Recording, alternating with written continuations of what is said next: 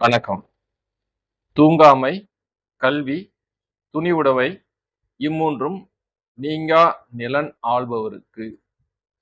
விளக்கம். நம்மளுடைய ஆட்சி செய்றவங்க, அரசன். இப்ப அரசன் இல்ல, மினிஸ்டர்ஸ். அவங்களுக்கு இருக்க வேண்டிய 3 இம்பார்ட்டன்ட் குவாலிட்டிஸ் என்னன்னு பார்த்தீங்கன்னா, காலம் தாழ்த்தாமை, கல்வி, துணிவுடைமைனா தைரியம். இது 3ம் தான் ரொம்ப இம்பார்ட்டன்ட்டான குவாலிட்டிஸ்.